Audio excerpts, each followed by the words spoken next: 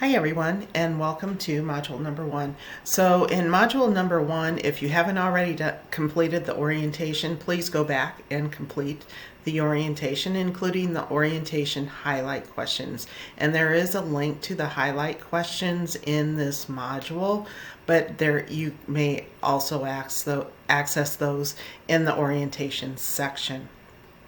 So what we're going to do, we have a couple of things on our to-do list, and we are going to, first of all, review chapters 1 and 2 of our Merrill textbook. And this is where we're laying the foundation for the epidemiology course. So there are a couple of key elements that you really need to focus on, and those include the 6 dimensions of health, because that's foundational in absolutely everything that we will do and part of our considerations as leaders and providers in healthcare, that we really need to encapsulate the concept that health is much more than physical health.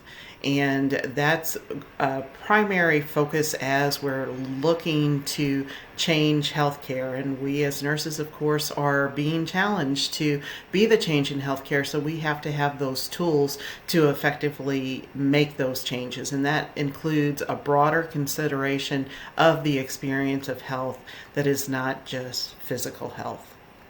So with that being said, we're also going to dive into some of the key factors, and this is not an all-inclusive list, but I really want you to focus in on the beginnings as far as the scientific methods of epidemiology, what epidemiology really is, the concept of epidemiology being the foundation for public health. However, with that being said, the application of epidemiology spans across healthcare, and it's not exclusive to public health, and you'll find that epidemiology is basically everywhere and touches practice in so many different ways.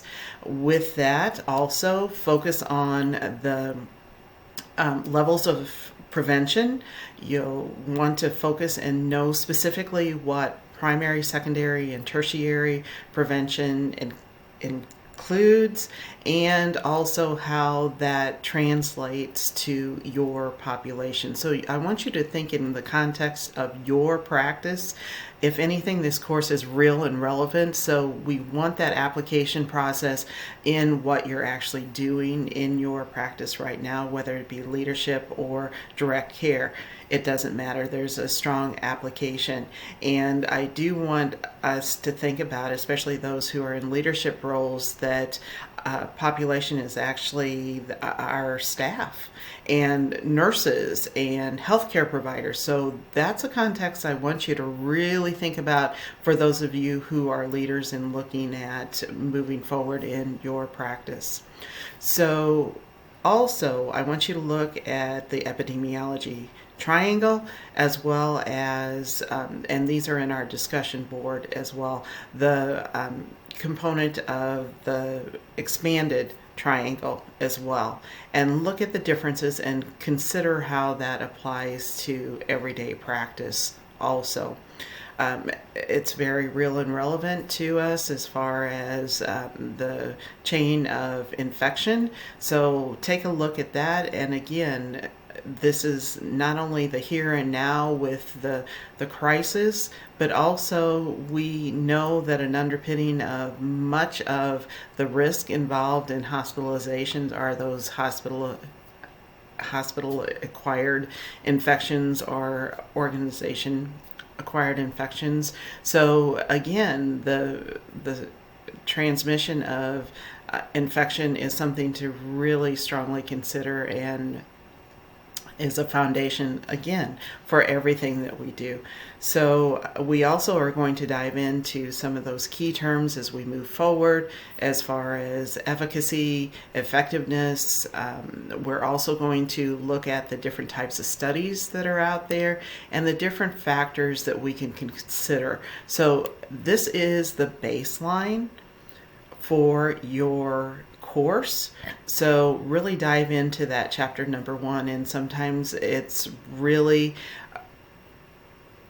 we overlook the history as far as some of the experiences in healthcare, but it's really important to look at the history of epidemiology and how we've developed the studies and how we've developed making those connections as far as causal connections back in our history, and how we connected the dots to illustrate something as simple as hand washing, how that really impacts the transmission of infections. So I want you to look in a very big picture and constantly think about how that applies to your practice, and that will help you and it will really strengthen your practice as well.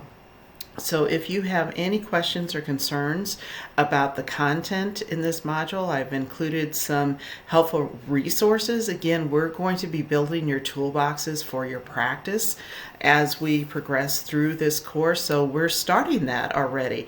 So if there's certain tools that you found or resources that you found, please make note of those or start a file with helpful resources that you can use in the future as well, because again, we're building that toolbox for not only your practice, your healthcare practice, but also for your practice as you're growing in the program, and to help you with your future courses as well, because again, EPI is really foundational to most everything that we actually do.